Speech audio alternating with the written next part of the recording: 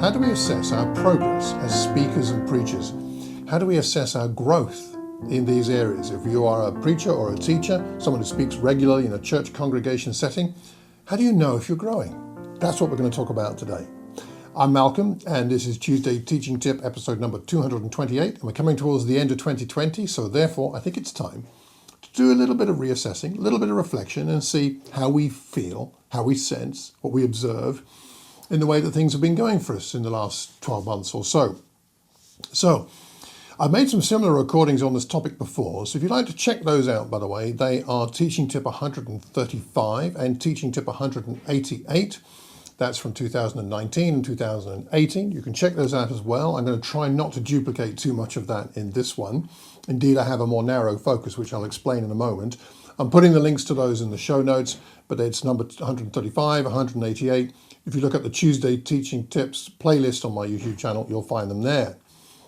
Now, I think it's fair to assume, if you're watching this or listening to the podcast version, that you're somebody who wants to grow in your effectiveness as a speaker and a teacher.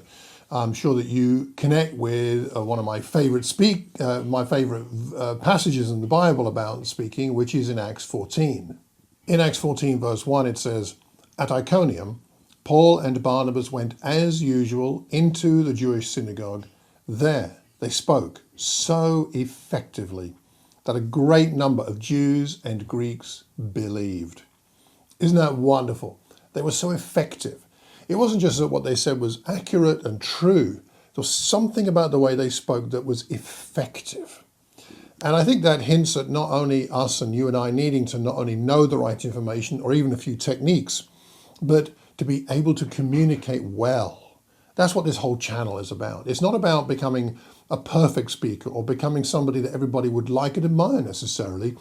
It's about becoming all that you and I can be as speakers, using the gifts that God has given us so that we can effectively put God's word out there and communicate it in a way that is meaningful, helpful, edifies people, strengthens them in the faith, equips them for acts and works of service. That's the point. And I believe wherever you are in your speaker journey, whether you're just starting out or whether, like me, you've been doing this for a few decades, you and I can all grow. We can all still learn. I feel I'm still learning. I'm still reading lots of books about it. I'm still, in fact, making these recordings helps me to crystallize what I'm learning, and in some ways keeps me a little bit accountable for putting into practice what I advise other people, because it's out there online. So this is the goal. And as we think back over the year, that's what we're asking ourselves is, have I become more effective? That's the bottom line of all of this. Have I become more effective at communicating God's word than I was, say, a year ago or so? So how are we going to do that? Well, one thing, only one tip this year. That simple tip is feedback. I would say your most valuable tool for growth is feedback. Yes, read books. Yes, watch videos like this. Please do. I watch my videos, listen to my podcasts. Fine, do all that. Watch other people's if you must. But I think your number one tool is feedback. Feedback's so important. Now, again, I have recorded about feedback before, so if you want to go and check out some previous recordings, look for Tuesday Teaching Tip number 214, which is Feedback, Bible and Inspiration. That wasn't so long ago. And if you go back a bit further to 2015, yes, I was recording these then. In 2015, you will find one called How to Give Feedback to a Preacher. And this might be a recording to ask people to watch before they give you feedback, since you're the speaker. And that's so long ago, it doesn't even have a number. I don't know what number that would have been, but anyway, there it is, 2015. If you look up How to Give Feedback to a Preacher, you'll find something there. And again, I will leave the links in the show notes. So because I've done some recordings on feedback before, I'm not going to go into a lot of detail today about how to do it and all that kind of thing.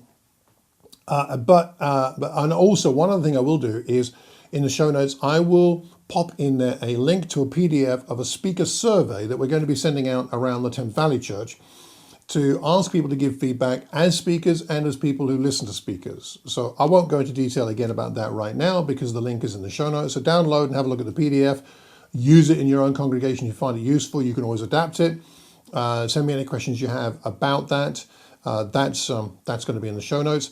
And also, I'd like to recommend a book by a friend of mine called Chris Chin that I have mentioned somewhere in one of my broadcasts before, but I can't find it right now. He wrote a book called Collaborative Feedback. I think I read it last year. It's quite a recent book and is set in a non-religious context, but what he writes about is very appropriate, very applicable to lots of different circumstances, including those who speak and teach. So you might like to have a look at that. Collaborative feedback. Really well written book, well put together, lots of good wisdom there. So I'm going to leave you with just a couple of suggestions, which is this.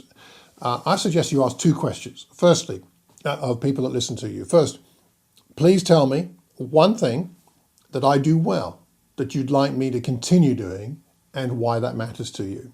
So please give me feedback on one thing I do well. What's something that you think I do well and that you'd like me to carry on doing? And why does that matter to you? Why is it important? That's a really helpful insight to have when you're asking for feedback. So one thing I do well and why it matters to you. And then secondly, something to grow in. That's the second question. Please tell me one thing I could improve and why that matters. The why it matters is very significant because people could give you a list of things that they want you to improve, but if you don't know why, you don't know how important it is or what it means to them. So one thing, I would say one thing's enough, isn't it? I think one thing's enough for me to work on at any one particular time. So one thing I'm doing well, you want me to continue, why it matters, one thing you'd like me to improve, and why it matters. Perhaps a bit of how might be useful as well, but at least identify what the one thing is and why it matters. And put that together, and I think you'll come out with something that will be useful to you to think about through this Christmas New Year time, to think about, well, strategize, how could I make sure I continue doing the things that are helping people and add to that some growth in an area where I could do better. Maybe you want to talk about that with people, pray about it, ask God to reveal to you in prayer of all the things you hear, what's the most significant. If you get a list of 10 things, what drifts to the top of that list? You might want to find what comes to the surface as you pray, and perhaps discuss with some good friends that you can trust what matters the most of the ideas that send to you. Now, here's the thing also, I must finish with this. Since I'm telling you to do that, I have to ask you to do that for me. Otherwise, that would be hypocrisy, and we can't be having that.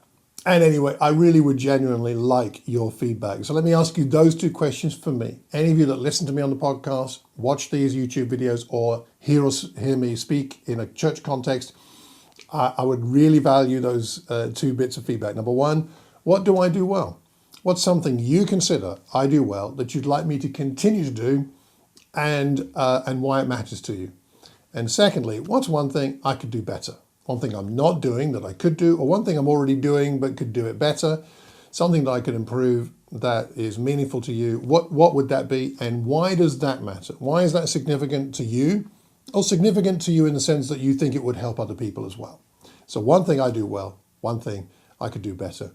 Please do let me know. I really would honestly value it. You can leave a message wherever you hear or see this recording, or you can just send me an email, malcolm@malcolmcox.org, or you can leave a message, a voicemail at my website, malcolmcox.org, and I'd be grateful for that, and I'll review those, pray over those.